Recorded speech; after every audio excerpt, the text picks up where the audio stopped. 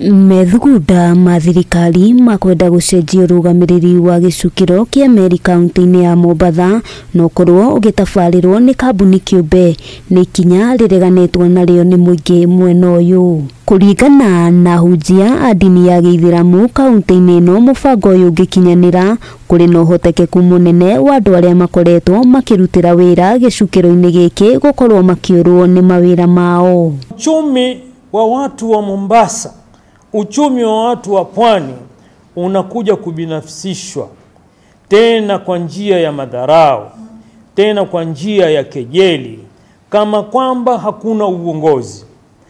Hakushauriwa gavana wa Mombasa na wala hakushauriwa seneta.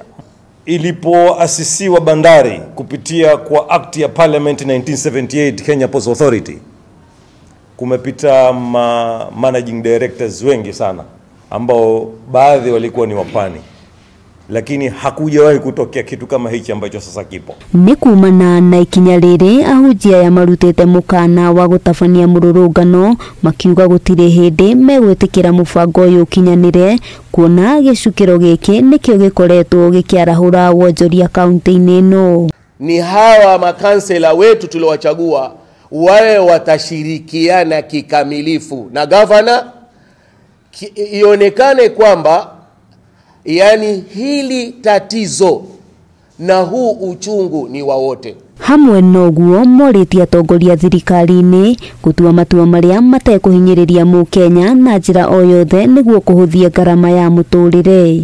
Baraza la ushauri wa KEMNAK tunampa ari na kutamtilia nguvu gavana wa Mombasa asirudi nyuma, na sisi tutakuwa nyuma yake, na nina imani hakuna Mkenya ama mpwani yoyote atakayekubali udhalilishaji sampuli hiyo. Handũ-inĩ ha Kameme TV ritwa rĩakwa nĩ Wambui wa Njuguna.